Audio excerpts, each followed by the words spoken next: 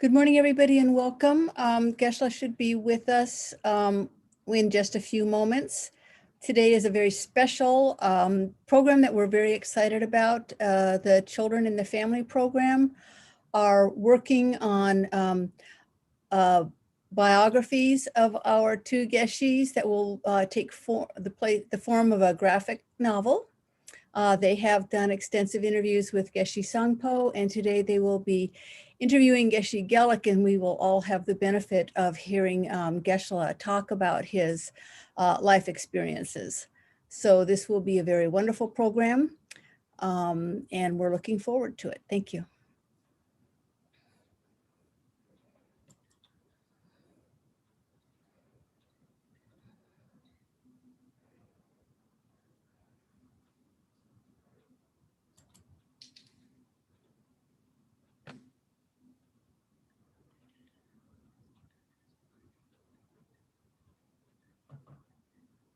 Geshe Gelik is here.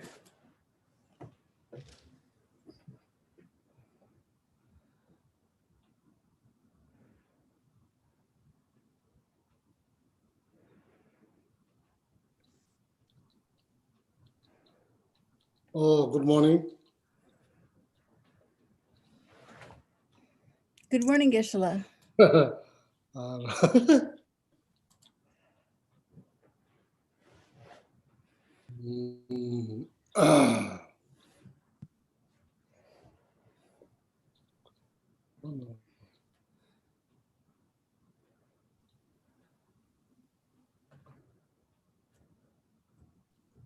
Good morning, all the young friends from the center.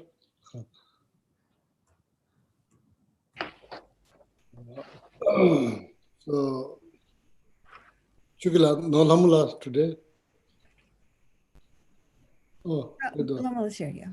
okay. So first we will say some prayers, okay? So then after that you can ask me question. All right.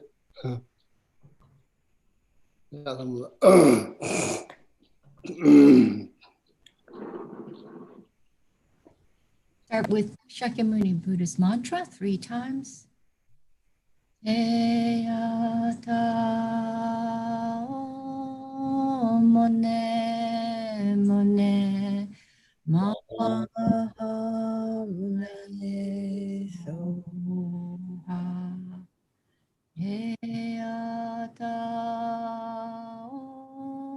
mone maha mune soha.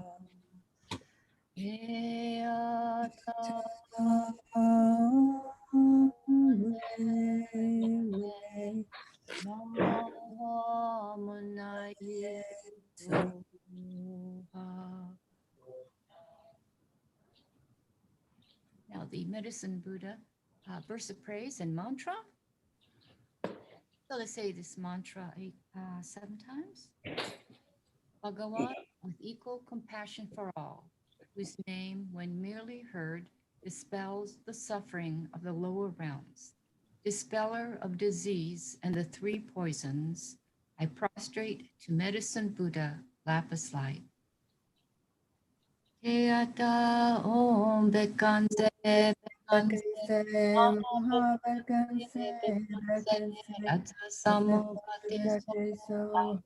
Teata om bekanse bekanse maha bekanse bekanse rajas Samurgate soha.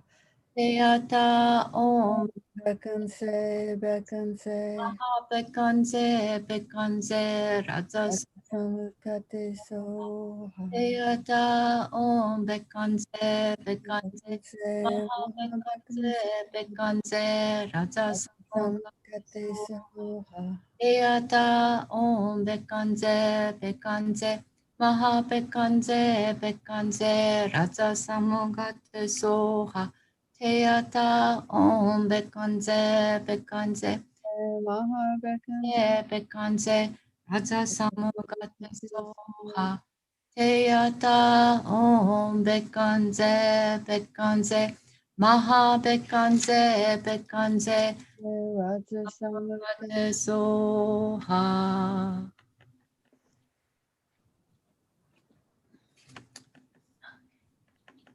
Now the four immeasurables. May all sentient beings have happiness and the causes of happiness. May all sentient beings be free from suffering and the causes of suffering.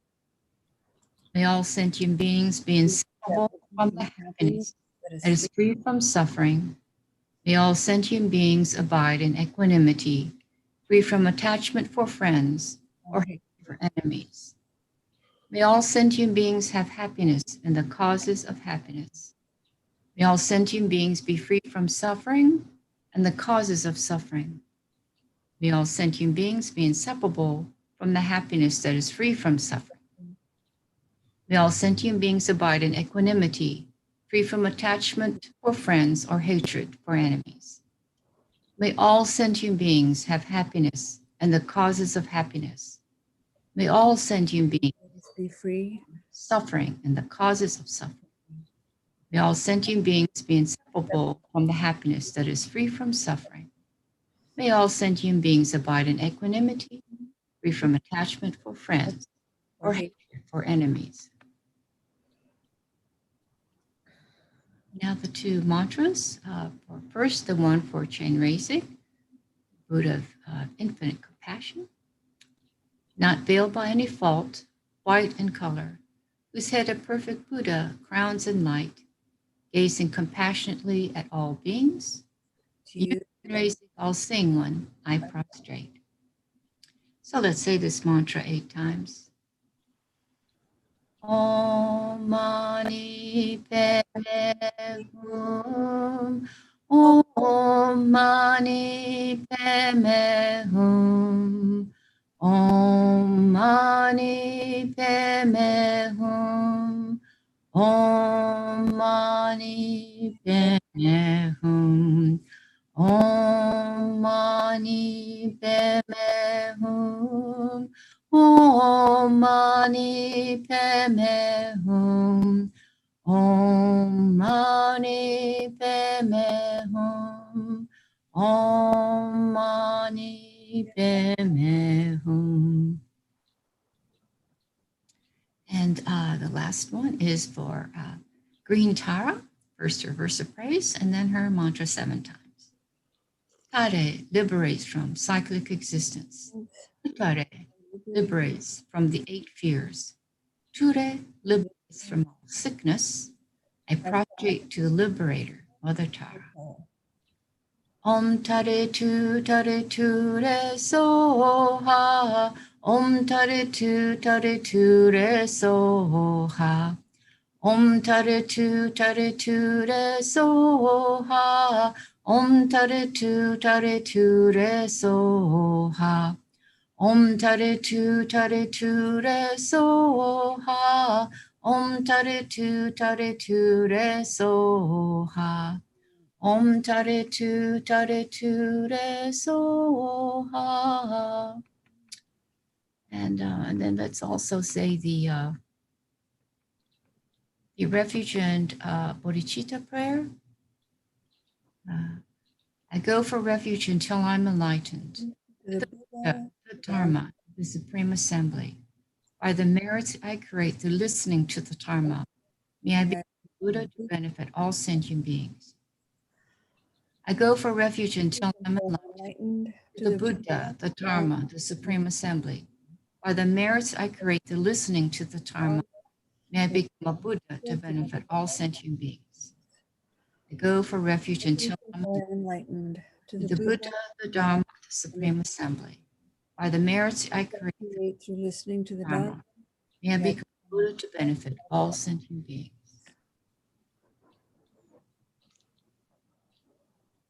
Oh, yeah, thank you, Lama. Thank you very much. So I brought my friend to say hello to all my little friends here. That you are going to ask me questions, and my friend is going to answer. Oh, yeah. Thank you. Oh, yeah.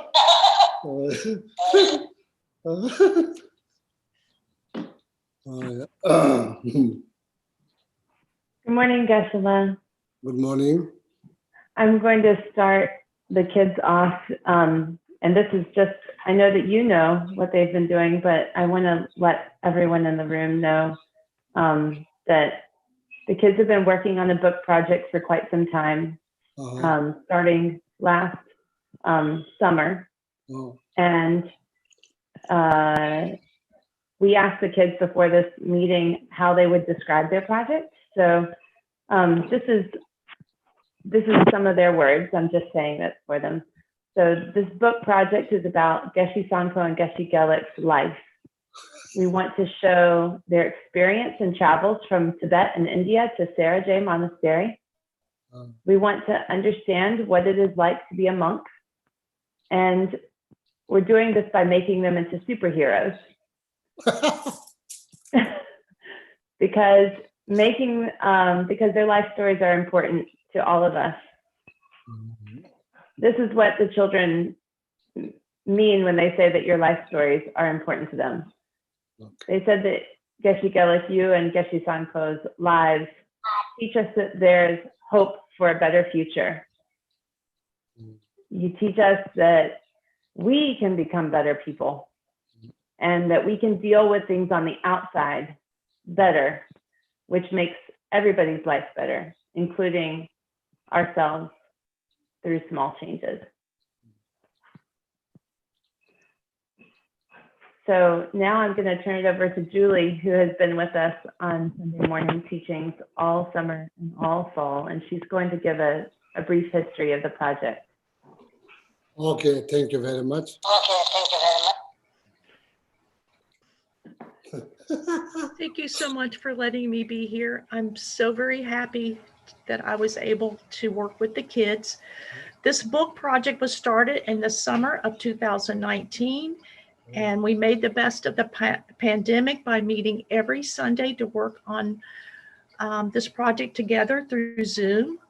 And other digital platforms have allowed us to create art and work together and to share everything that we created together.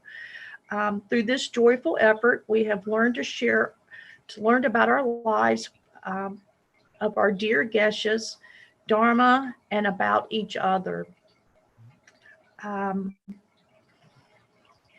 And we would like to thank Geshe-la for letting him sit with us and sharing the story of your life. The children are making a virtual offering of artwork to you and your wonderful, for all the wonderful Dharma that you teach us. We are honored by your service to Kadampa. So children, when I call your name, please show your artwork so that one of us can service. Now we're going to take turns and ask Geshe-la about the questions. I think that was Vivian's part and I got mixed up. Sorry about that, Vivian. So now. So thank you for sitting with us. We really appreciate it. So I'm just going to call the kids' names and then they're just going to show their artwork and say hello to everyone. And this is Olivia, of course. You guys know her as my daughter, and she was itty bitty when you last saw her. But now she's quite a young lady. Olivia, you want to say hi?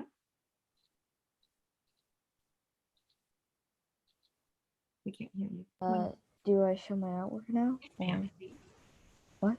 Sorry, I Can couldn't you hear. show us the picture that you're dedicating? Oh yeah, here you go. Thank you very much. And then there's Sonder. And each one of these children brings something beautiful to the group. Skander, and that is, you want to say hello, Skander, and tell us a little bit about your picture? Oh, Kadamba-san. Oh, thank you very much. My Thank you. name is Skonder. I live in Charleston, West Virginia, and I did, I swear.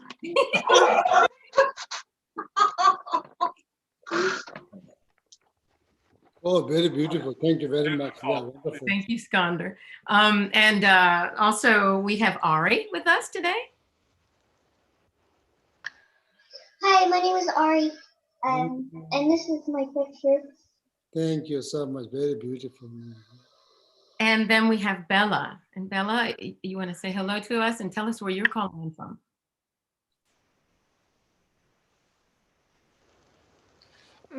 Well, my name is Bella, and I live in California, and this is my flower. Thank you so much. Bella. And then we have Sophia, never least.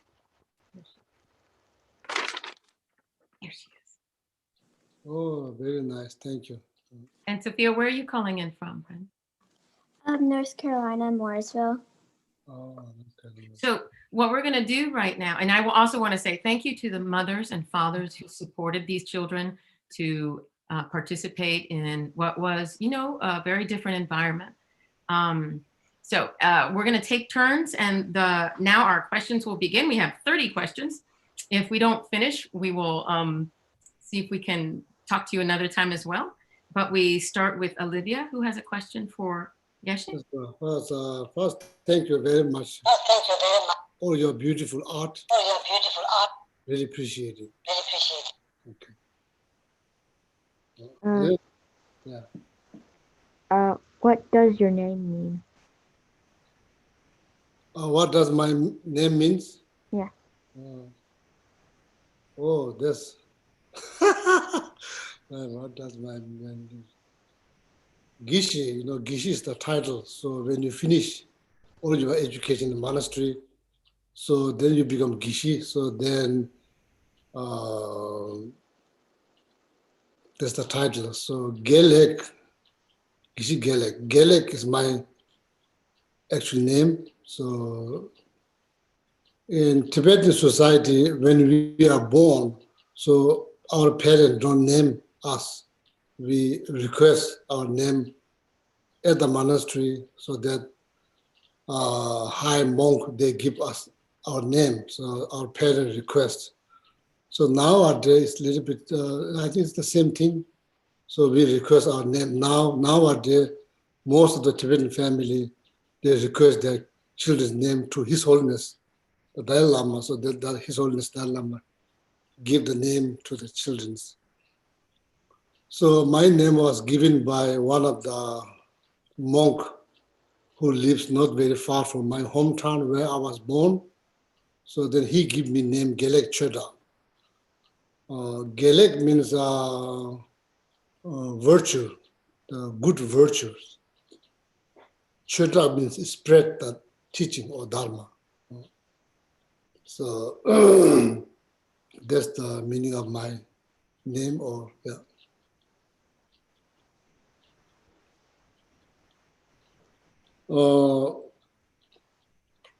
Thank you for the wonderful questions.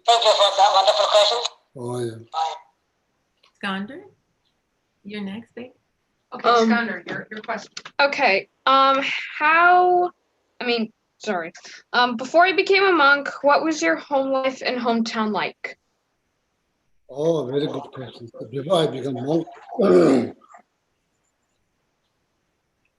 my hometown is very small, very small. I think there's like 200 family live there. It's like 14,000 feet above sea level. It's very cold. Nothing much happening there. So we have dogs. I think we have few cats, not of my family, but the village. We have dogs, a lot of dogs, and a few cats. And we have a lot of yaks, animals, yaks. You know, yak, there's like kind of like look like cow, but they have more hair. So then we have goats, we have sheep, and we have people, so, and trees, and high mountains, snow, few wild berry that grows on the mountains. Maybe one store they sell, one convenient, tiny convenience store, only one. There no power, no power. So yeah, that's my hometown. Before I become monk. Very good questions. Wait, sleeping? Thank you. Oh, you're sleeping. Thank you very much. Say a little loud.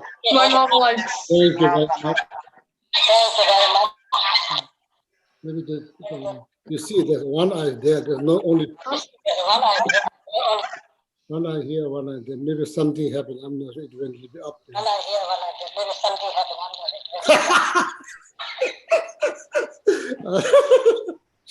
My mom is laughing right now.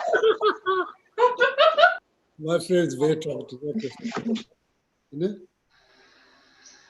it? Yeah, wonderful. Is it? All right, you ready? Yeah. Were you the only child from your hometown going to the monastery to be a monk? Oh, very good question. Yeah. Thank you for asking questions. Oh, yeah. I'm the not only child, so that's like 1, 2, 3, 4.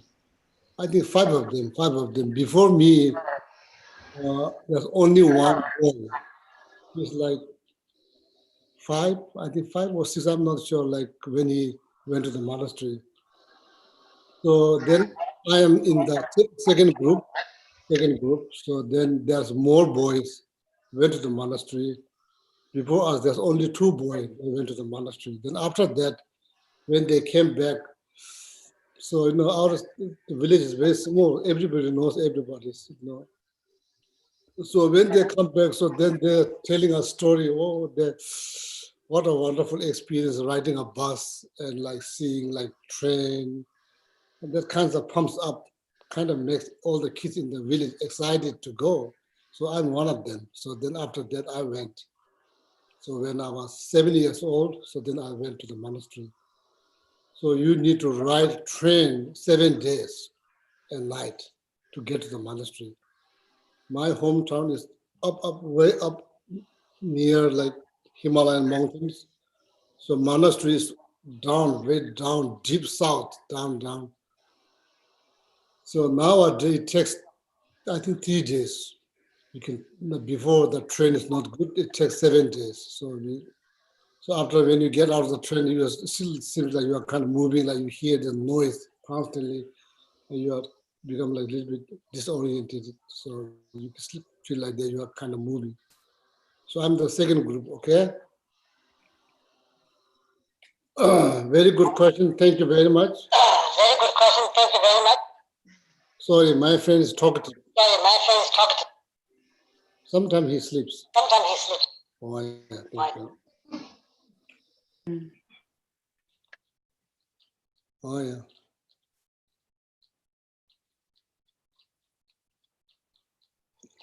Bella, you ready?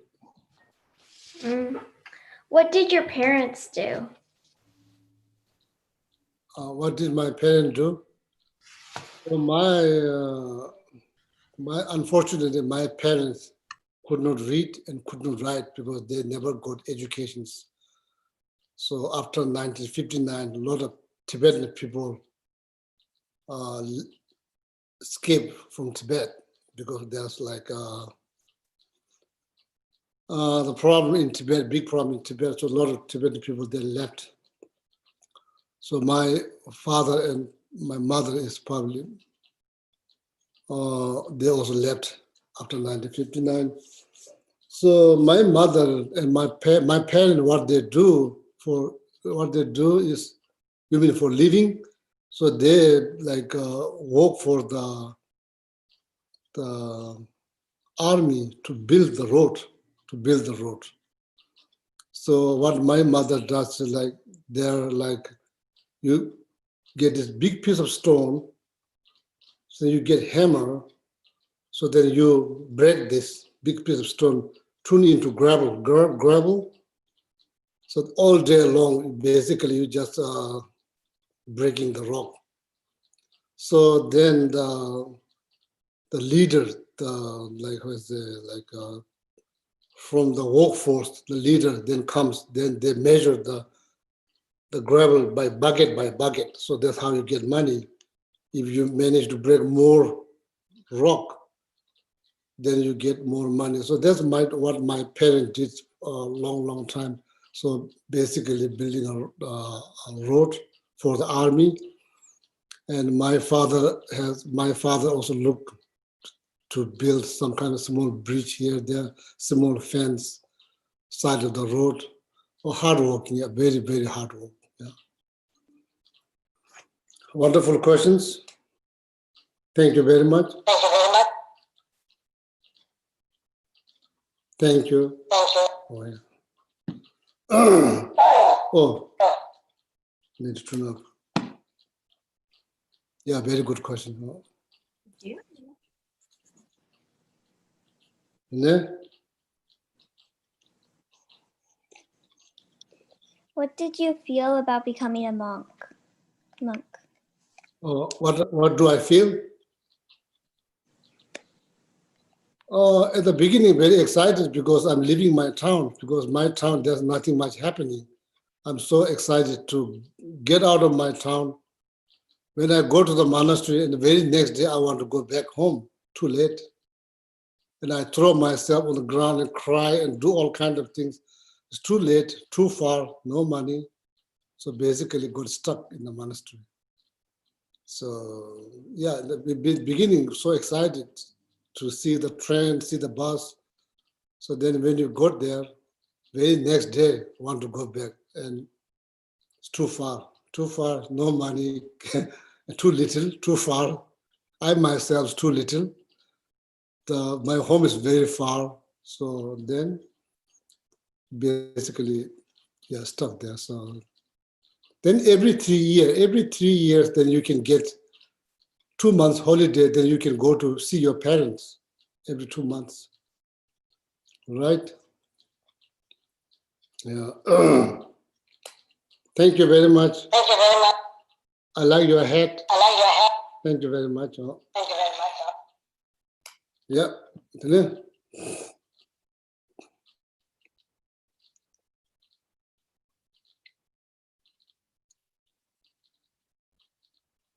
Olivia, you ready? Okay. Can you hear okay? Oh yeah, I can hear. Okay, very good. Okay. How long did it take to travel home in a chicken truck? How long it takes from my hometown to the monastery? Yeah. Oh, at that time, like 7 days and 7 night train ride. So people who has money, so they probably have better, what you call, cart, the train, there's like first class, second class, then third class. So we have no money means very little money. So basically we end up in the third class where you have to get your own seat. There's no seat number. If you have the second class, you have seat number, so you don't need to rush. So for us, we don't have seat number, so you need to get a seat. So you can hire the coolie. How do you say coolie? Or in English, it's called coolie. So there are like a bunch of guys on the train stations, you can hire them. So what they do is they take your luggage and they rush into the minute the train arrives, then they rush into the train. So then put your stuff on the seat so to reserve your seat. So what they do, we are so little, so they just grab us from the behind, just throw in from the window like luggage. So that takes like 7 nights and 7 days to get there. Okay? Mhm. Oh, yeah. Thank you very much. Thank you very much. Wonderful questions. Wonderful questions. Oh, yeah.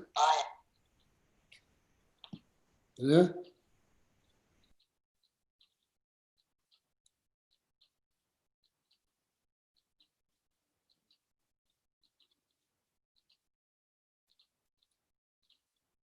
Skanda, you ready?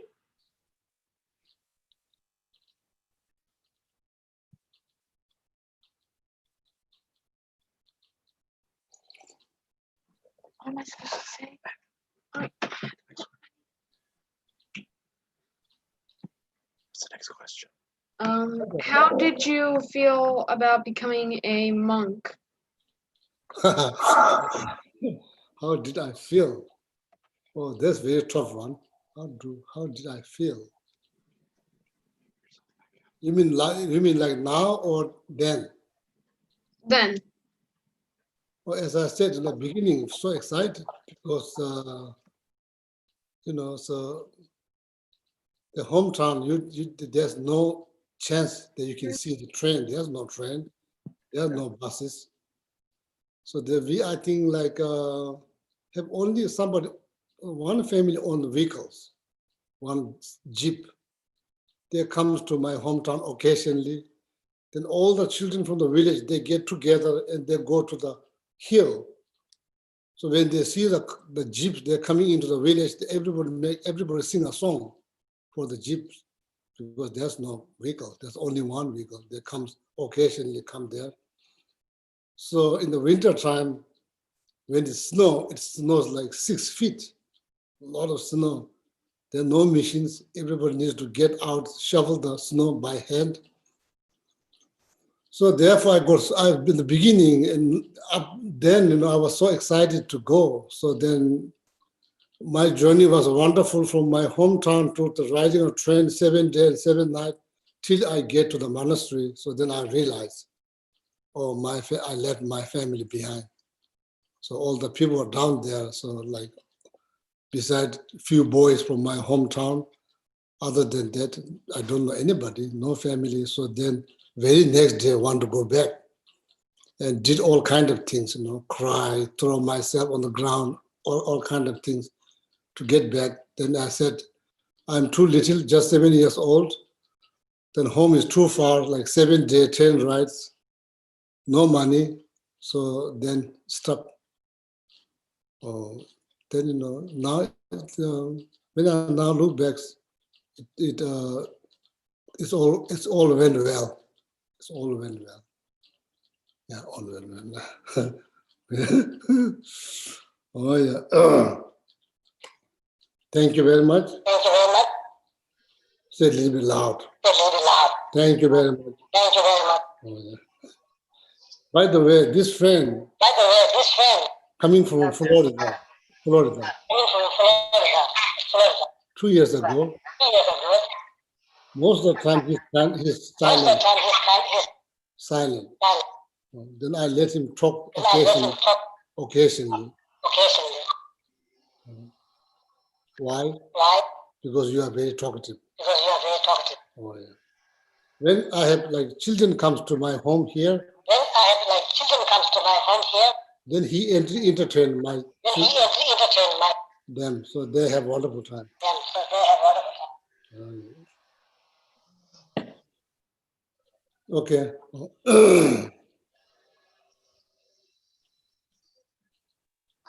What did you take with you? Oh, very good question. What did I take with me?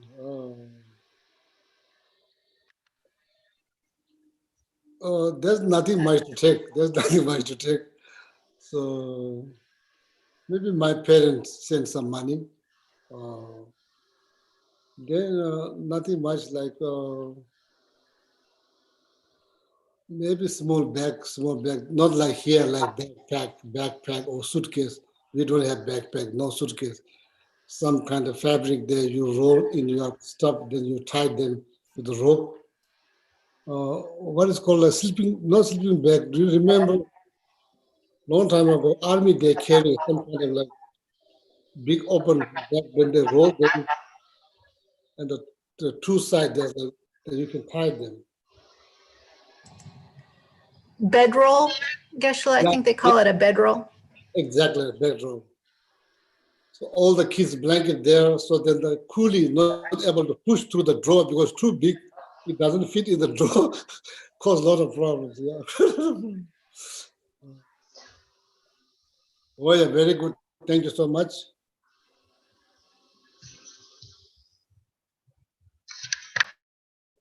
Mm. What was it like at the monastery? Oh,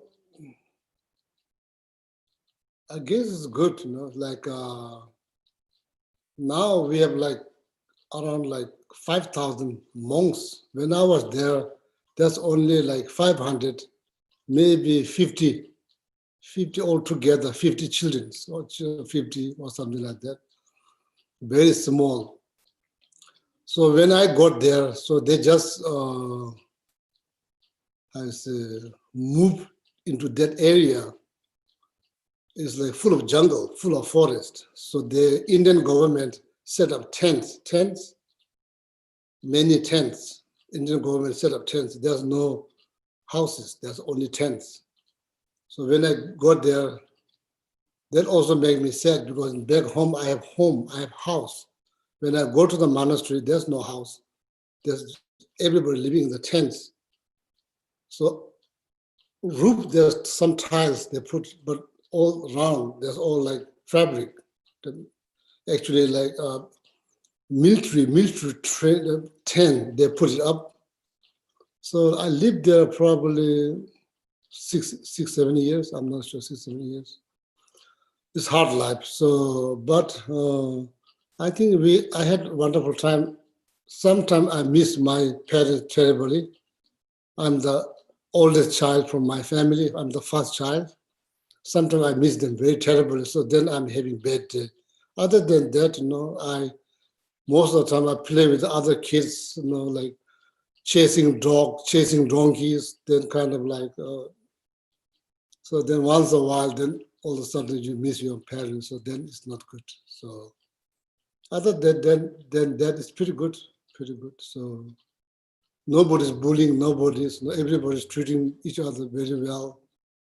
So I think because of the system in the monastery, so even though you are a stranger, they treat you like their family.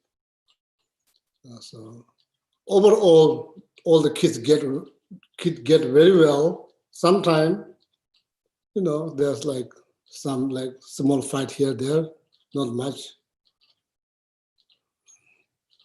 Thank you very much. Very good questions. Wonderful.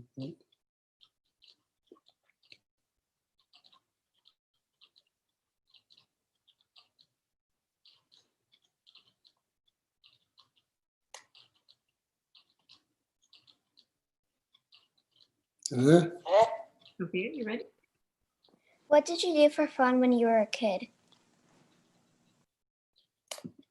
Oh, what I did for fun when I'm kids.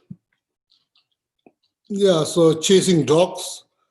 And monastery, we have few donkeys that belongs to the monastery because monastery need to go to the market to buy supplies to feed the monks. So the monastery use the donkey to bring there, buy the stuff, then load on the donkey, then bring back to the monastery. Monastery doesn't go to the market every day. So most of the time the donkeys are free. So then the boys likes me, not all of them, some of them, like I'm one of the naughty boy. So we try to chase the donkey and try to ride on the donkey. So sometimes able to ride, most of the time donkey just throw you onto the ground. That happened many times. But only one monk, he was kicked here by a donkey. That only to the one. Most of the time we try to jump on the back of the donkey. When we jump, sometimes donkey just run, then you just fall on the ground. And not just on the ground, donkey, you know, in the monastery, we have in the open field that we grow corn. So there's all the corn stalks been burned. There's a lot of ashes on the field. Donkey like to hang out on the ashes because they roll over the ashes. Maybe they're kind of itching. So that's the where we boys go and try to corner the donkey and try to, one of them try to ride on the donkey. Sometimes you just jump, donkey run, then you just collapse on the ashes, then you all become like clown, white. You know, so then you get kind of afraid to go back to the tent because your teacher may get you punishment because now your clothes all dirty. So that's the kind of fun. So then sometimes the stories, you know, like the one of the elder monks evening then tell stories. So then all the kids get there together, then listen to stories. No TV, no video game, no toys, donkey and dog. What? Real donkey, a real dog. Very good questions. I have good fun. Please don't worry, okay? So sometimes I miss my family. Then that was, you know, that's not good day. But other than that, it's pretty good. Oh, yeah. Yeah? How long does it? No, never mind. That's a different question. Sorry. What is your favorite mantra, and why? My favorite mantra is like, I want chocolate chip cookie from the Whole Food. That's my favorite mantra. Chocolate chip cookie from the Whole Food.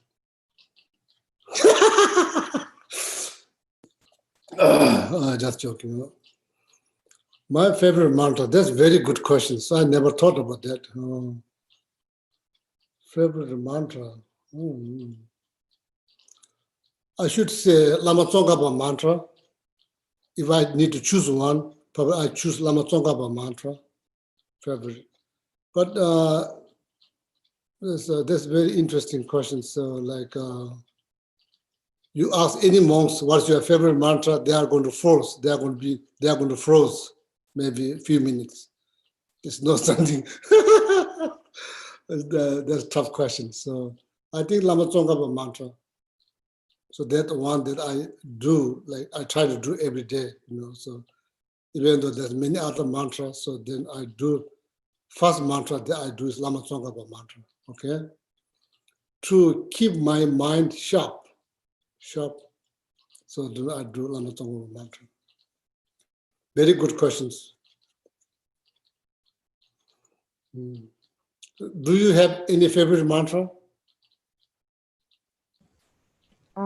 I think I like the Green Tower mantra.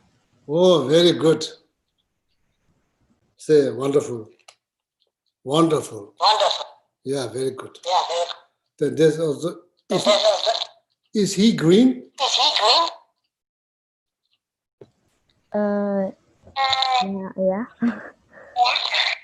What do you say? What is it? Yes, he's green. Yes, he's green.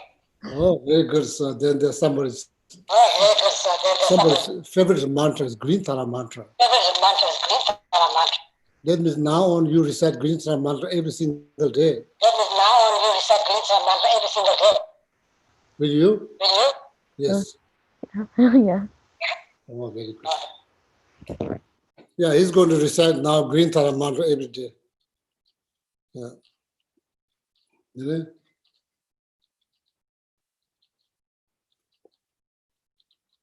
Skander. How did they teach you to have a photographic memory? Oh, you're asking very good questions. You're asking intelligent questions. Photographing memories.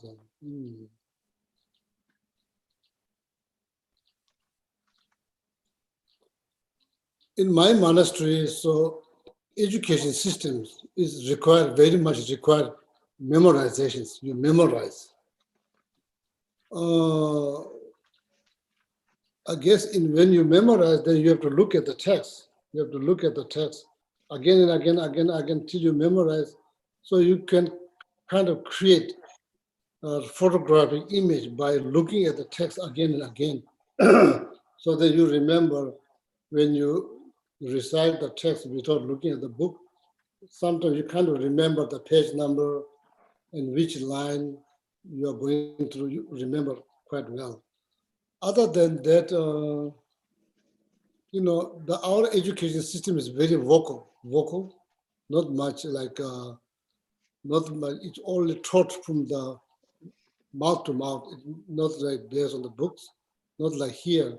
So therefore, maybe next time when you go to the monastery, not to become monk, just to look around.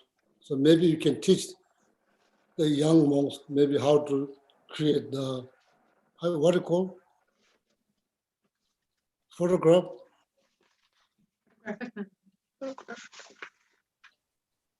Photograph. You can teach them. You can teach. Okay. I have beautiful house in the monastery. All of you welcome to go there. So they will treat you like king and queen. So then you can see a lot of young monks, and you can ask all kinds of questions. Now we have probably around 300 kids in the monastery. Before, like when I was there, like only 35, 40. Now we have many of them. We have very good education system. Mom would need a cave. Your mom did what? A cave. Oh. Your mom needs a cave? Mom needs a cave. Yeah, mom needs a cave. Oh, unfortunately, in the monastery, there's no cave. Well, wait, unless it's near a mountain. Yeah, monastery is kind of far from mountain, but I have good friends in Nepal. So there's a lot of cave that she can go. Okay, if she wants to go. Like there is the caves this town. Yeah. Monastery is like big, like kind of like small city. It's like kind of many houses crammed together. It's like small town. We do have mountains, but you have to drive like maybe hours. So you can. Oh, if you're willing to drive 1 hour from the monastery, there's nice cave. But there's a lot of problems. There's a lot of monkey. I don't think monkey will leave you alone.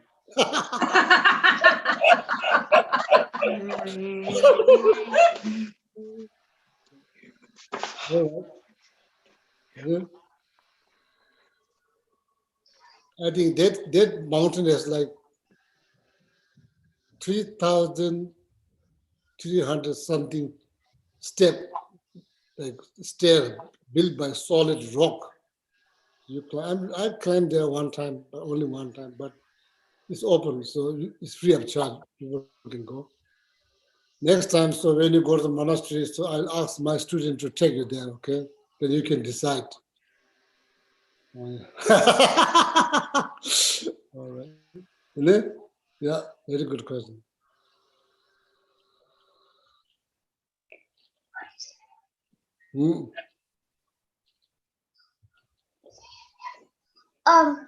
What did you have to do to become a geshe? Oh, that's a very tough question too. So, you need to study quite hard. You need to memorize. You need to learn how to write, read, and you need to memorize many pages. Then there's like followed by six-year exam, 6 year. Takes you to become Gishi like 20 plus year, then you become Gishi, 20 plus years, then you become Gishi. A lot of hard work. So very good questions. Okay. Thank you, my friend. Very good questions. What's your name? My name is Ari. Hi. Hi, thank you so much. Thank you so much. Wonderful questions. Wonderful question. Oh, yeah. Yeah.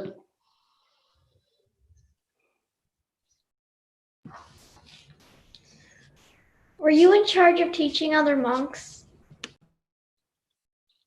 Yes, after my Gishi, yes, yeah. Not like thousands of students, but like some, yeah. Yes. Yeah.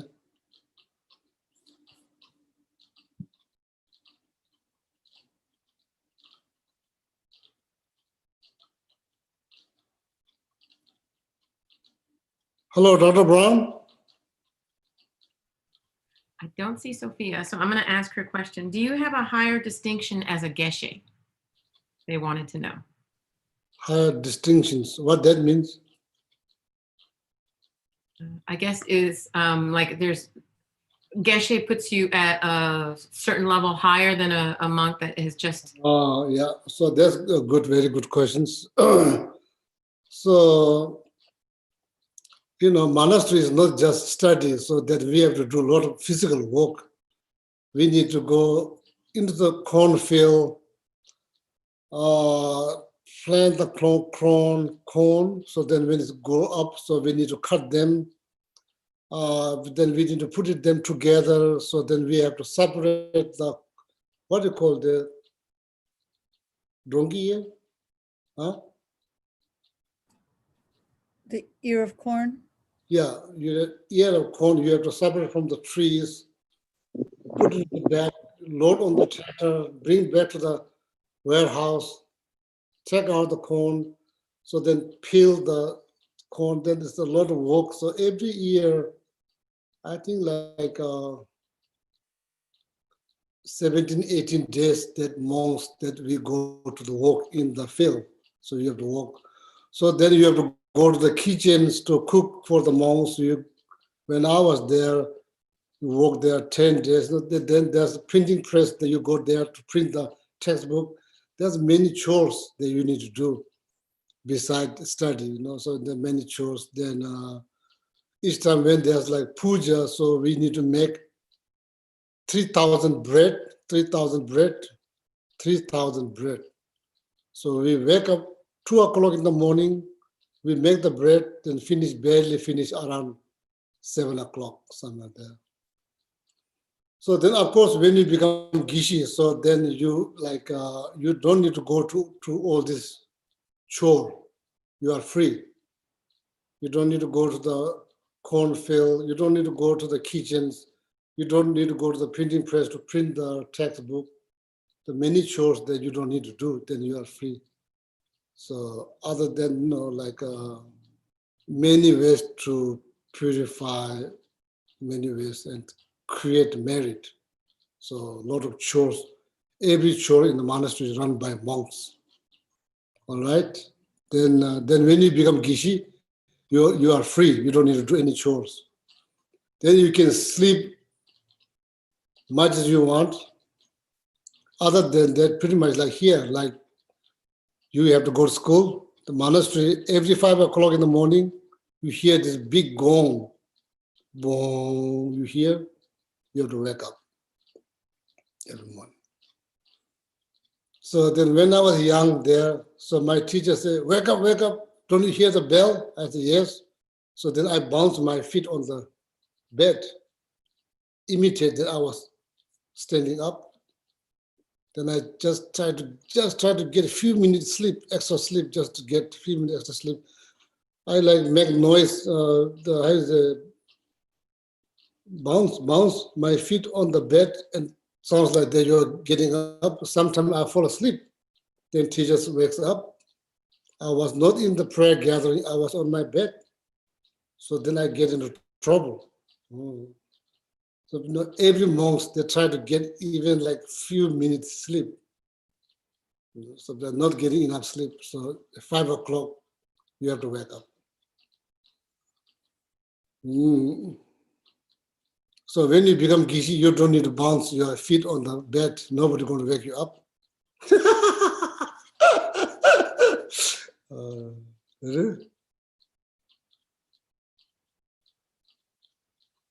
Now it's different. Now that kids, now they're much more, now all the kids in the monastery, they have much better lifestyle.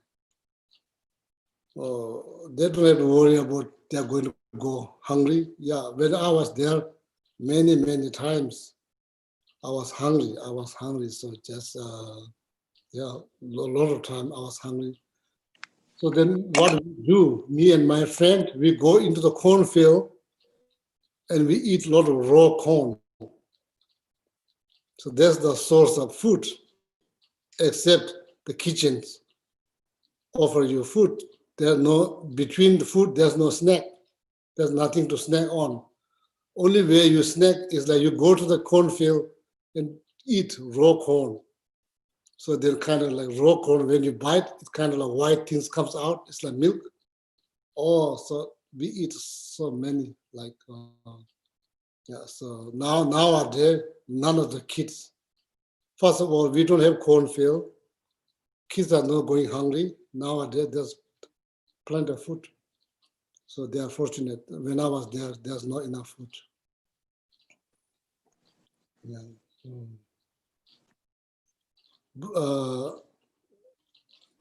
Yeah, so, Olivia, you ready? but I'm not jealous now that young monks, they have so many food. I'm not jealous. I'm happy, so they are not hungry now. Good. Can you fall asleep during meditation and look awake? Huh? Can you fall asleep during meditation and look awake? When you fall asleep, when you're doing meditations? No, sorry. Actually, the question is, can you fall asleep during meditation and look awake? So, like, can you, like, during regular meditation, you're sitting with your back straight stuff.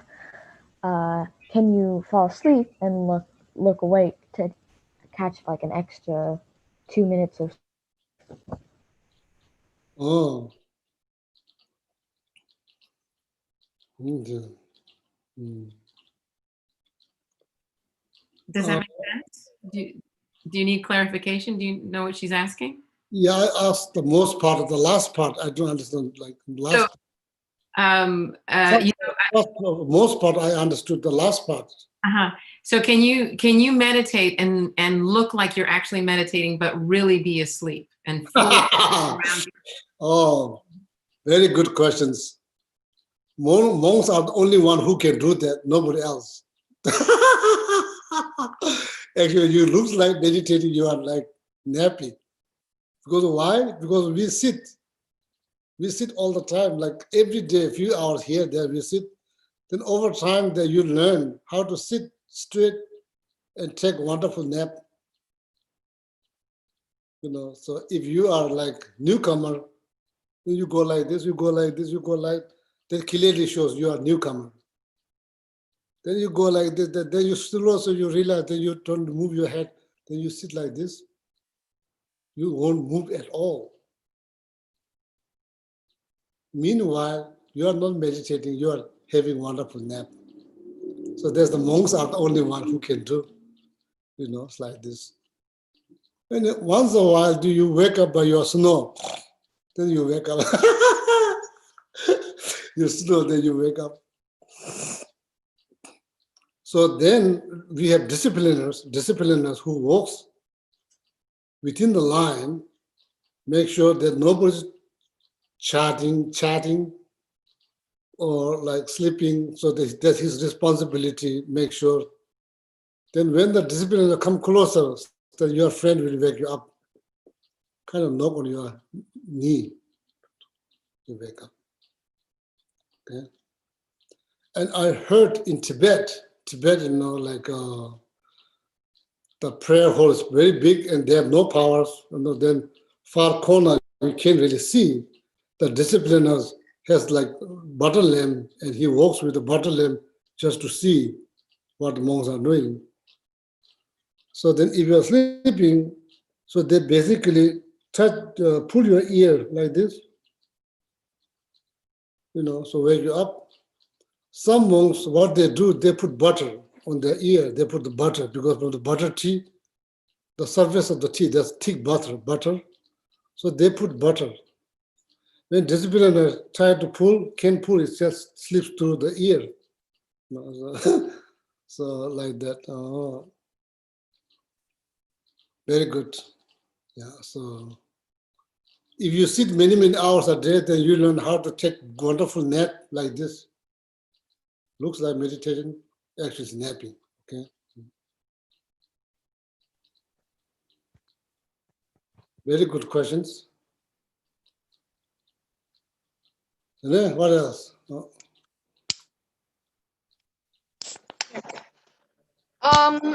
When did you come to the US and what was your first impression of the US? oh, when did I come to the US? 1997, 1997, I think. Almost 20 years ago. When I was coming to I landed to New York City. So when I'm traveling from India to New York City first, then from New York City came to Raleigh. So my New York City is so famous. So all my trip, I'm hoping to see what New York City looks like. So I just look at through the window like this. By the time when I about to land in New York City, I couldn't move my head because my head. When the New York City appeared, I couldn't enjoy it because I can't move my neck because I'm looking, it's like looking at the minimum hour, kind of like hard to move. So then of course, like I've been to Europe before I came to United States. I've been to Europe, Switzerland. A few times. Yeah, so then it's hard, like not knowing the culture, not able to speak English very good. So first impressions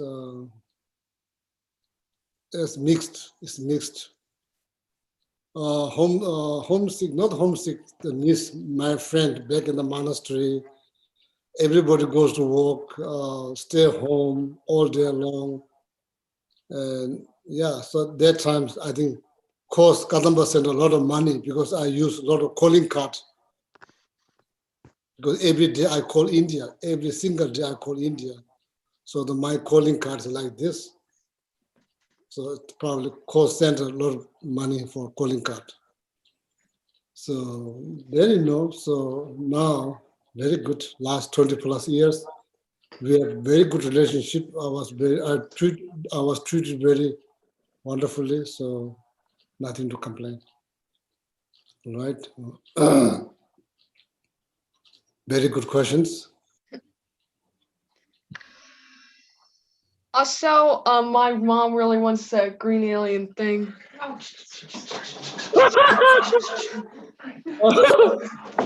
What? Well, your mom is seriously thinking to go to the cave?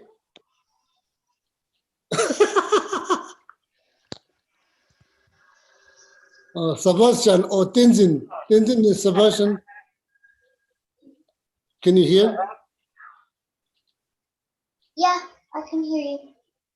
So Tenzin, where's my hair?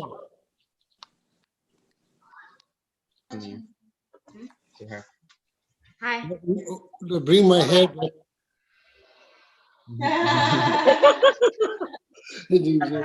Are you having good time there? Good pandemic. Stop clicking the keys. No? We live in the mountains now, so fun, but still has not been that fun. Oh. So maybe I send my friend there to entertain you. Which is good idea? No? Yeah. Yeah, I'm going to send this my friend to you. So then you can talk, bring him to the wood and the water. All right? So then send back my hair.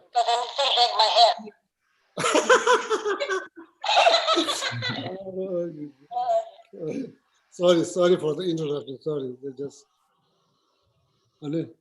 Sorry. Vivian, sorry. So what is the question? How often do you see your family? Oh, very good question.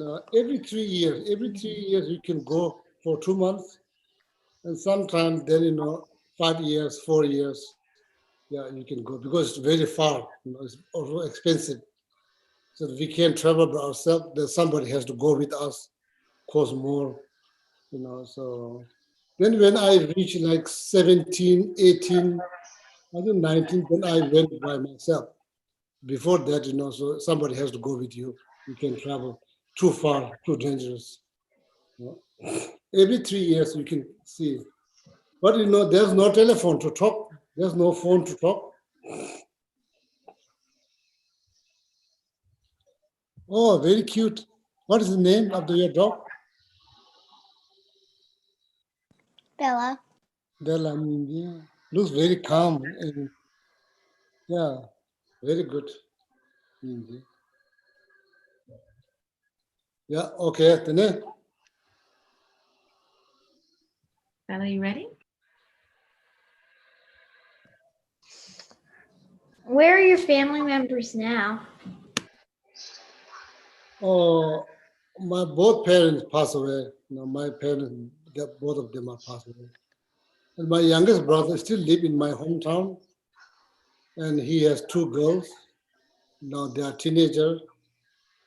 And one of my brother live in Switzerland, Zurich.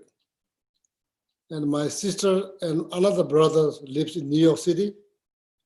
So out of five, four of them, one of them in Switzerland, two of them in New York City, one here in Raleigh.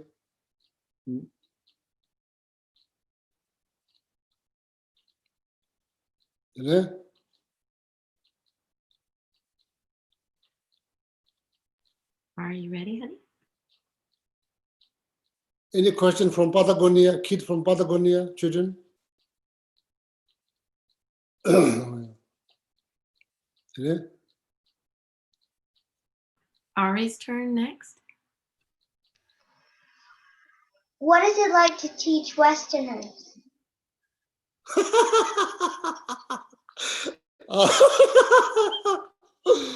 Oh, it's wonderful. It's very good. It's wonderful. Yeah. So now it's good. Now I can communicate with my friend in English. Before, it's kind of hard. Want to say something, cannot say. So now it's very good. Very good. So all my friends here treating me very well. So we are very good friends. So yeah, I enjoy. Yeah, enjoy. Very good question. Very good questions. Would you like to teach someday when you grow up? I was planning on working with animals. Oh, very good. Very good. So when you grow up, you are going to work with animals? Mm-hmm. Yeah, so then like we have in monastery, we have many dogs. We have many stray dogs, cats. So when you grow up, you can go there to help all the dogs. Okay, give them food. Maybe one day. So then you can give them name. They don't have name. So you can give them name. Oh yeah. Then what else? Can you tell us about the first time you met Geshe Sampo? Oh, that was like 1985. First time I met him in Bodh Gaya, one of the holiest place for the Buddhists. For the Buddhist. So I met him. So he's just getting out of the bus. It looks like he looks like mice just got out of the water. Snot running from his nose. So skinny. So like, yeah, so exactly looks like mice just got out of the water.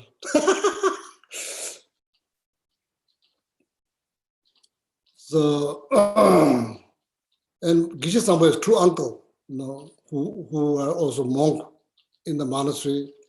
One of them is my teacher. my house teacher. So, and Geshe Sampo has like four brothers. Out of four, one, two. Oh, out of five, four of them become monk. Four brothers become monk. The youngest one is not monk. All of them become monk. So then the same monastery, so Geshe Sampo is better than me because I have no brothers when I went to the monastery. When Geshe Sampo came to the monastery, he has three brothers and two uncles, better up.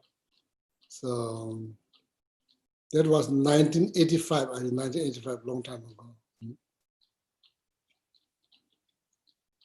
So now he become like my, it's like my child, and I took care of him since he was 13 years old. Not just him, all his brother too. You know?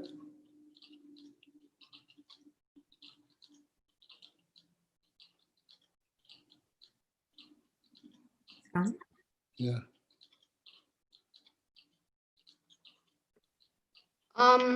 How did your relationship with Geshe Sampo grow? It's almost like now it's more like friends. When he was young, it's more like son and father figure. So I'm almost like his big brother or like father. Now he's all grown up. So now he does all the chores, most of the chores here. He does all the groceries. So then now he's kind of taking care of me. So instead of me taking care of him, now he's kind of taking care of me. So it's like brother, big brother, or maybe father figure, something like that, right? Yeah.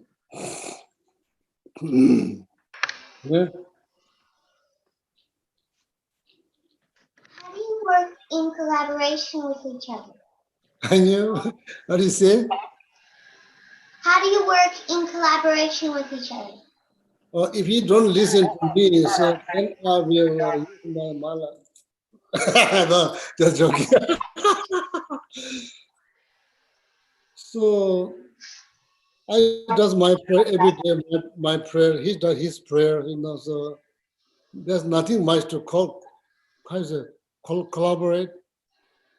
There's nothing much to collaborate. So nothing much happening here. It's like instead of saying prayer, there's nothing much happening. So it's not like, it's just he's doing his thing. He's doing his prayers, reading, studying. I'm doing my prayers. Then only collaboration is like cooking lunch. Then he does cookings and he makes breakfast. He does cookings. I only eat. Then he cleans the plates. So sometimes when he goes out, so then I cook once a while. The most time he cooks. Nothing really to collaborate. So he does most of it. Okay. Good, wonderful question, Inge. Thank you very much. What are you holding? You're holding like stuffed animal or really animal? It's actually a cat. His name is Osiris. What is his or her? What is his name? His name is Osiris. Hello, Siren. Hello, Simon. Can you see me? Can you see me?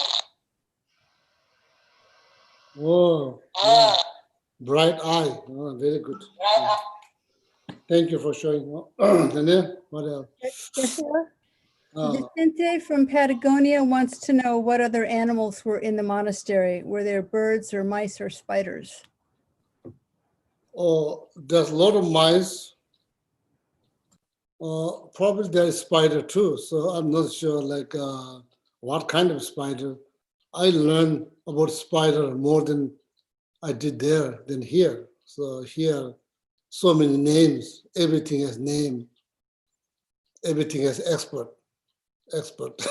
So there, so probably have spider, and we have like snake, unfortunately or fortunately, I'm not sure, cobra, king cobra, snake. So, but they are not going to chase you. They are not going to look for you. So they are there, kind of shy. And like so many crow,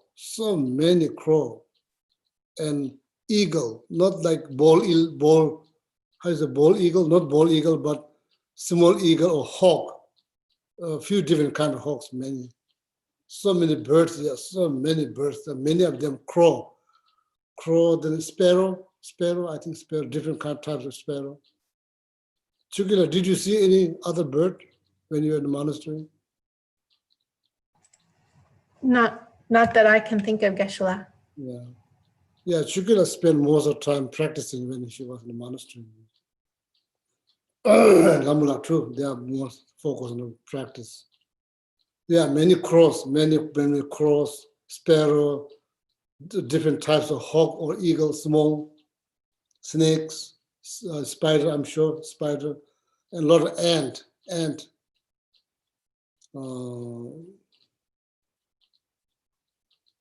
Yeah, then there's small foxes like elephant, of course, wild hawk, elephants, maybe in the deep in the jungle, maybe there's tiger, I'm not sure, or leopard, or coyote, fox, not the wolf, no wolf, and elephant. Dangerous elephant is the dangerous animals, elephant and snake, cobra. There's asking from Patagonia. It's not like Patagonia. Patagonia, there's no poisonous animals there. So yeah, in monastery, unfortunately, there's a lot of mosquitoes. If not millions, hundreds of thousands of mosquitoes there.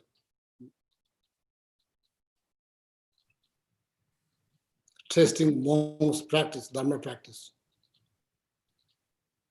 Bed bugs. I'm not trying to scare you not to visit there, but there's bed bugs. But not nowadays, maybe used to have, okay? And then, yeah, you know what else? Alan, you ready?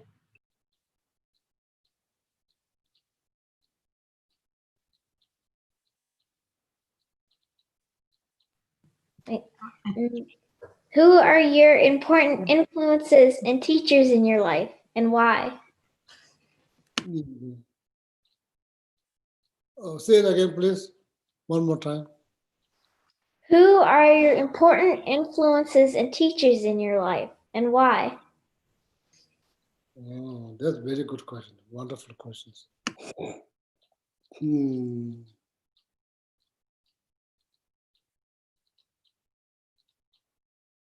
So now I have like altogether 16 teachers. Out of 16, now only three of them are alive. 3 of them are alive. Most of them are already passed away.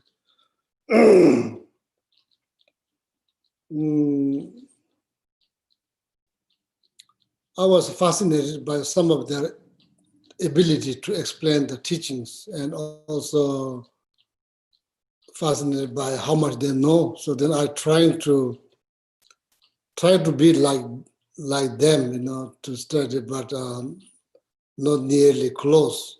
And of course, not having a parent in the monastery, so they treat you like their own kids. So they shower you, they feed you, they clothe you, so you become very close. Then, like in your mind, it's like your father figure, so like very close.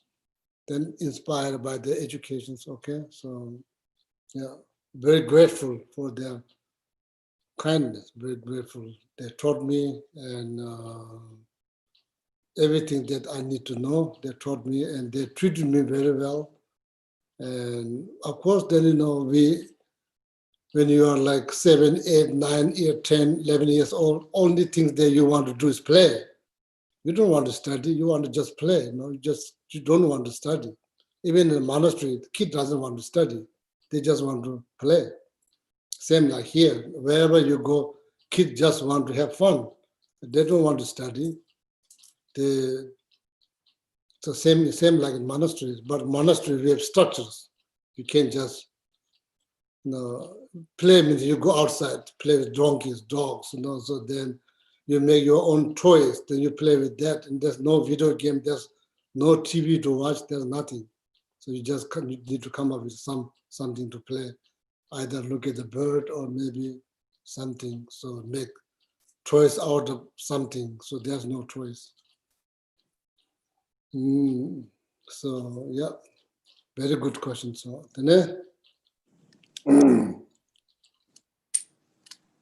At the end of your life, what would you like to have done?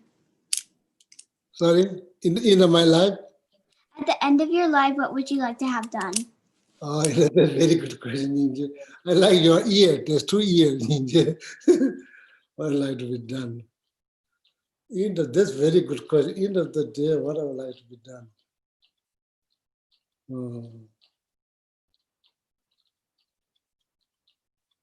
Maybe end of the day, maybe I probably just want to sleep, I think.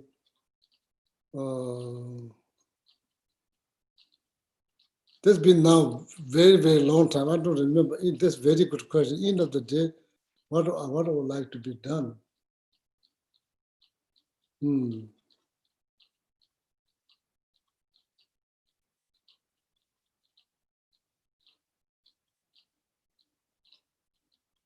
So let me think about this question. Okay, so I don't have answer right now. So that's a tough question. I need to think about what I've been. I need to revisit my childhood life in the monastery. So what would you like to be done? Not the education, that's for sure. Not the study. So Yes, I think she asked, at the end of your life, what would you have like to have done? end of my life. Is that correct? Did I hear that? Yeah. End of my life. That's like even more further down the road. Maybe not. Maybe it could be true today. End of the life, what I would like to be done?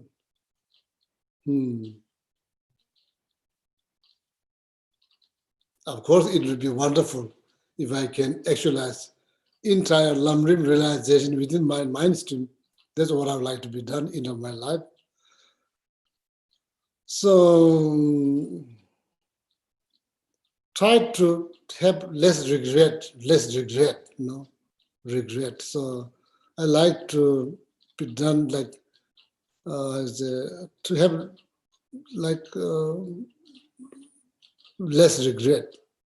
Zero regret, that's too big to accomplish, but less regret for my life. Make sense? Oh yeah, Sophia, make sense? Oh, very good, Ninja. I liked your 2 ears. That's like, so look at his ear, so tiny. Your ears looks much better, fluffy. Maybe I'll put one like your ear too. Maybe if you behave well, I'll probably put ear like here next time, okay?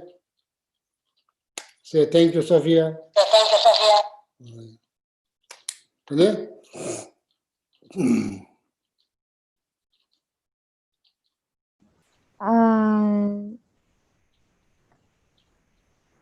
What do you hope for Tibet? Sophia, sorry, 1 second.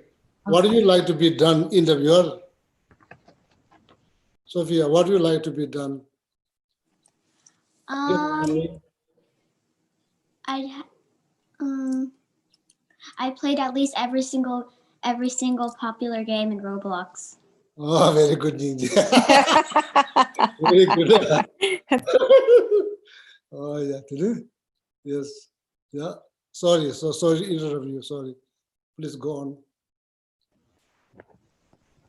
Olivia, sorry to interrupt you. Okay. It's okay.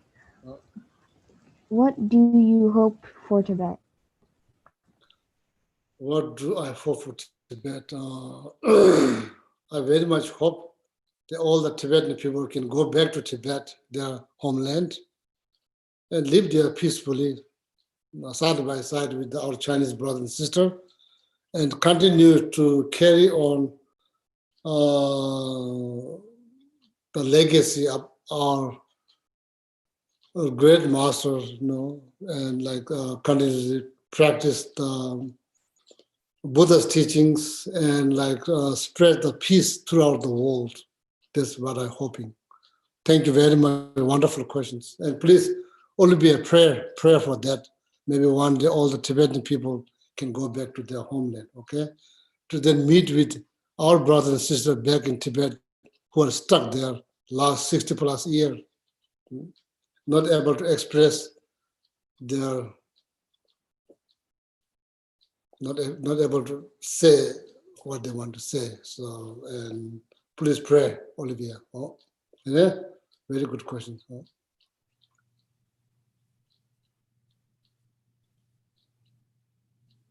Um, if you were a superhero, what would be your superpower? If I want to be a superhero, Yeah, what would be your superpower?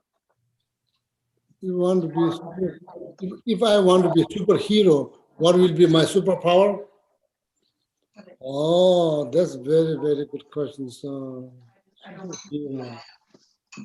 superpower is like,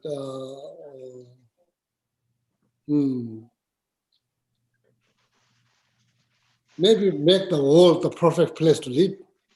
If I become superhero, I'll make the world, there'll be zero problems. Everybody having great times, everybody having a lot of fun, no fighting, everybody's treating each other very well, perfect world, okay? Perfect world. I want to, that I would like to have the power to make the world perfect. No fighting, just love, kindness, cares, everybody treating, no bullying each other, everybody treating like brothers and sisters. Nobody fight for anything, everybody have everything they needed, all right? All the wall of the house become pizza, all the floor of the house become chocolate chip cookies. I would be eating it. Everybody eating like, no need to fight for ice cream, all the windows become ice cream, vanilla ice cream. You can have a burger. Impossible burger for lunch? What? Oh, Mom told me about, oh, never mind. What do you think of good? Yeah, everything's good. Oh, very good.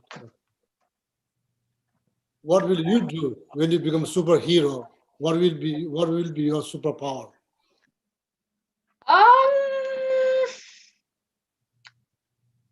Be able to make a planet and just sit there and, well, just have fun. Oh, very good. That's very good. Have fun. And what's for the other? What is there for the others? Another superpower. No, I mean like what is there for other people? Yeah, on your planet. Well, they can have as much watermelon as they like. Oh, very good. So that's wonderful. Because I love watermelon. Yeah, that's wonderful. What do you think? Wonderful idea.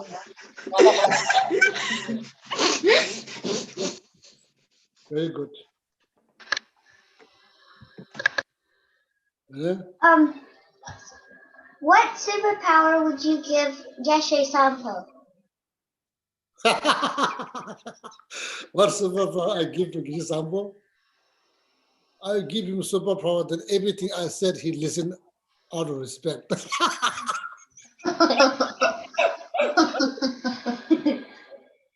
Come and every my wish.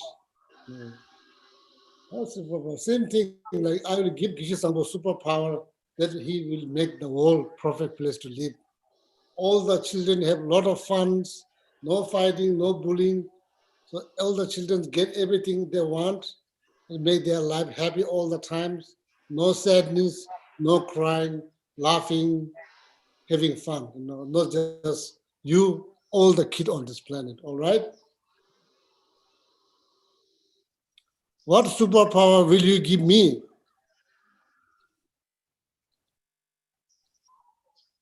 or your mom. What superpower will you give to your mom? What superpower? The power to make dishes of food appear. She said the power to make dishes of food appear. I wouldn't have to cook more, just make it appear. Oh, yeah, very good, DJ. Very good. Very good. Oh, wonderful. Yeah.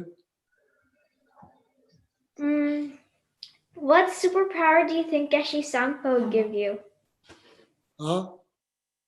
What superpower do you think Geshe Sangpo would give you? Oh, Gisam will give me the superpower, do all the chores, then he don't have to do any chores.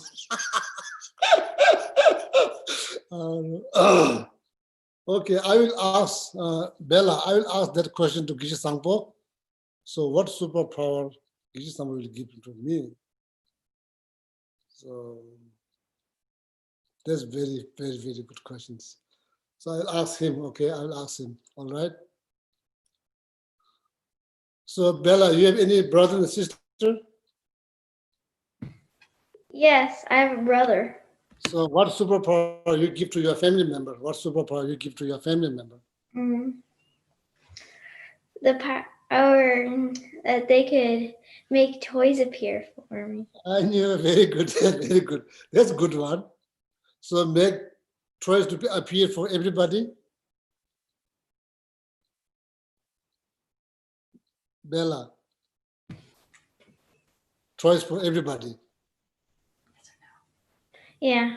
Oh, wonderful, very good. So sweet, yeah, wonderful, yeah, yeah.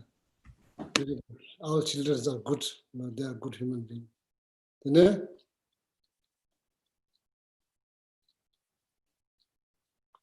I want to say thank you, Bella. One toy for me too. Oh, yeah. You know? What else? Sophia, I think you have the last of our scripted questions. Okay.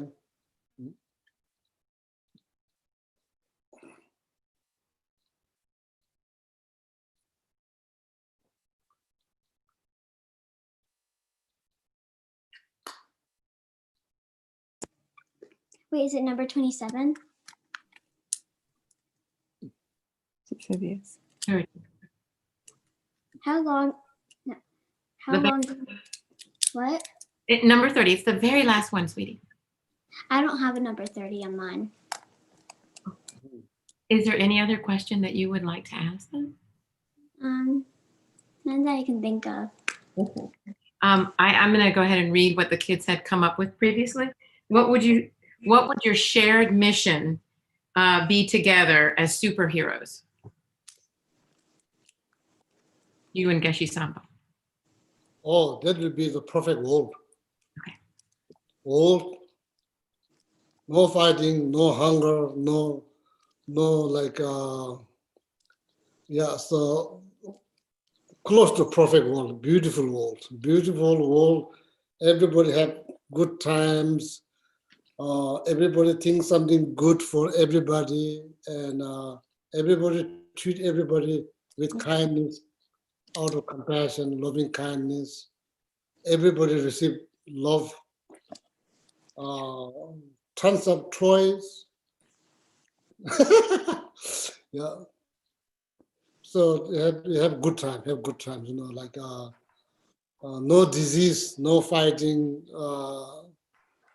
Yeah, just go, wonderful place that kids feel safe, kids feel loved, care, encouraged, you know, so then make them better human beings, kind human beings, loving human beings. Oh, so that's good. So then those kids will become the best leader for our world, then our world will be peaceful one. Yeah, that's what share superpower between me and Gishi Sangpo, so that's what we'll do. Okay. Thank you, Vivian, so organizing all this. Thank you very much, all my young friend here. So I appreciate your participation here and making our center kids program very successful. Kids program very successful.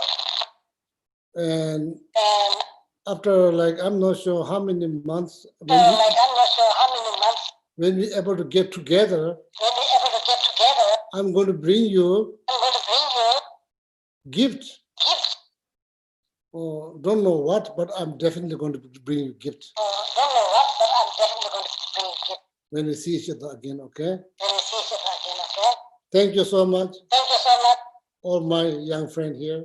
all my young friends here. All right. Oh, yeah.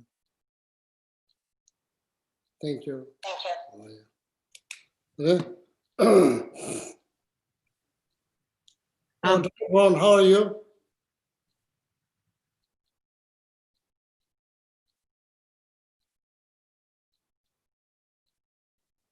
I wanted to just wrap up really quickly. Yes. Christy and Evelyn made a picture to dedicate as well. So did Julie. And we all did a little something. We didn't get a chance to share, but thank you so much for all you give, Geshe-la.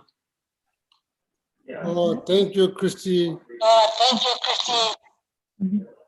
So working for the children programs from So working for the children programs from beginning this time. beginning this time. Yes, and Vivian and Julie get most of the credit for this because of all of their dedication every single Sunday. So Vivian and Julie, I don't know if you're showing your offerings.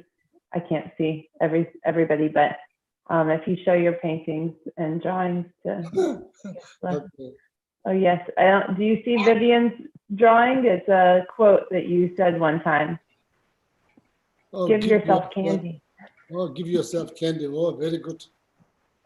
So thank you so much, Christy, Vivian, and all the people who are like helping Christy and Vivian to run the children program very successfully. So unfortunately, because of the virus that we are not able to get together, but you know, I pray for you, all of you, all the time, and light a candle 24 hours, 7 days a week on my altar. You can see behind here. I make sure that none of the lights goes up 24 hours. Then I pray for all of you. So because of all your participations, your dedications, your time, the center is doing well. So then able to teach our young friends to be kind, to become loving persons, kind persons. So then hopefully they will spread the peace throughout the world when they grow up. Okay, so thank you so much. Oh, yeah. So then I will bring gifts when we meet together. Oh, okay. For the kids, I'll bring gift. Thank you so much. Geshe-la, Yes. yeah, Royden has will say a couple of words also as we finish up. Yeah, very good. Now, please now. Yeah. Thank you, Donna, and thank you, Geshe-la, and thank you, kids, for the awesome interview. I learned a lot. Trying to get as many people to listen to this this great session. But I was asked to say a few words on to the group, and I thought I'd start with what the Kadampa Center means to me, and you know the millennia of teachings that has come through the years and through the center to help teach me compassion and wisdom is something that I value, and I value it more as I look around and notice how much the world is changing. And I appreciate it more when I hear kids in the program have this wonderful discussion with our teachers. We have wonderful teachers here at the center. And I've been coming to the center for a while, and I thought about the years, but then I thought, you know, maybe the years aren't so important. But what I have noticed in the center is how it's changed from a basement to a physical space that's really beautiful. And some aspects due to this virus, we're interacting more on a global level with folks calling in from all over the world, Patagonia and other points far away. And the other aspect besides compassion and wisdom that the center has helped me, it's also helped me in the practice of generosity and gratitude. And really with generosity, one of the things that I have really focused on is helping to alleviate sufferings of body and of mind. And again, there's been a lot of help to me from the Kadampa Center. So as we as a community reflect on that, I just wanted to make a little reminder that we are at the tail end of our annual appeal. And if you find it that you would like to donate to the Kadampa Center, you can find our donate button on the website, which I will put in the chat box. And I would assume everybody has our website. And I would also like to just express gratitude again to all the many people from the children's program coordinators and volunteers, to the folks, Alejandro, that is translating. It's really amazing to think back and see where we have come as a community and where we might go. So I will just leave it with that, a little bit of gratitude to the folks in the community, and thank you very much. Oh, thank you, Royden. Thank you so much. And Royden, so most of probably he's kind man. He's like one of the kind person who supported one of our member who already passed away. So Royden really put into action what he said, seconds ago. So he's kind man. So thank you, Royden. Thank you so much, and appreciate it. So there are many people like Royden at the center who's like, support member who's struggling, supports, this is all due to the collective effort that we all put for the center. So benefiting personal levels, then, benefiting other center beings too. So thank you so much, Royden, wonderful. So I vividly remember what you did for Suzanne. So it's very good. So you're a kind man. And also, Kodo, so I want to say a few words here. Couldn't see Kodo now. Where?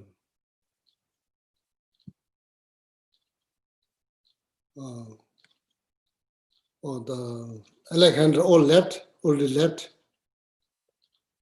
Oh, Alejandro already left. Yes, Geshe-la, she had to leave. Okay, so anyway, so everybody, so as I said last Sunday, due to the kindness of your kindness, your effort, your dedications, so we have this beautiful center.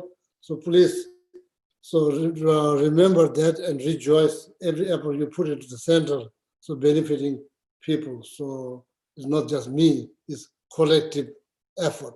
We all put it. So our center benefiting people, please rejoice, okay? And I pray for you every single day. Thank you so much, all my friends, young friends here. And I promise when we get together, I'll bring you gifts, okay? So the gift is going to be a surprise, not going to announce here. So I'm going to bring you a gift, okay? Thank you very much. And everybody have a wonderful Sunday. Yeah, so maybe Alhamdulillah dedications.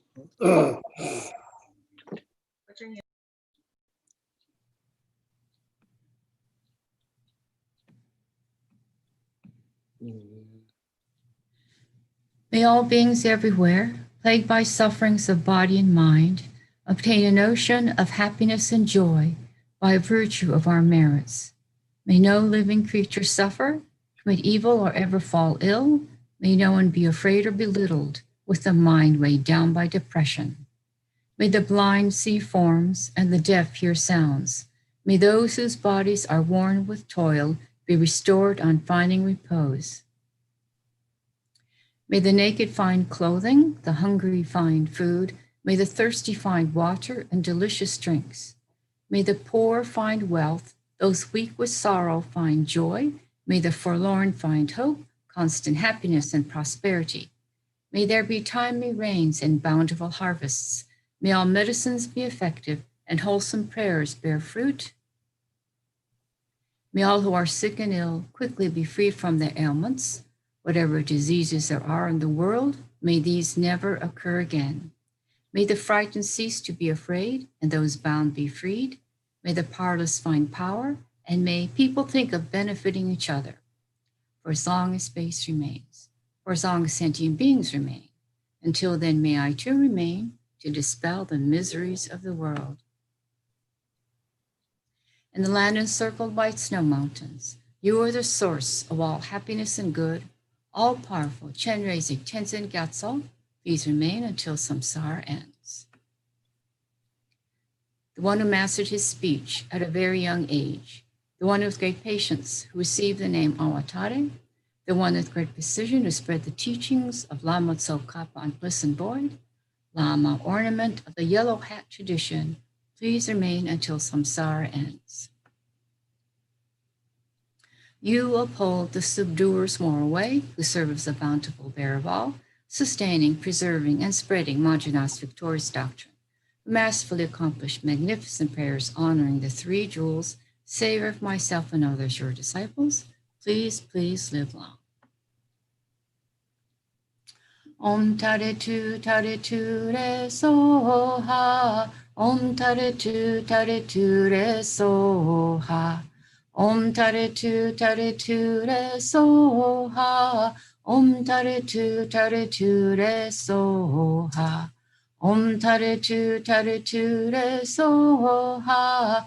Om Tare Tu Re Soha. Om Tare Tu Re Soha. Oh yeah, thank you so much. Thank you.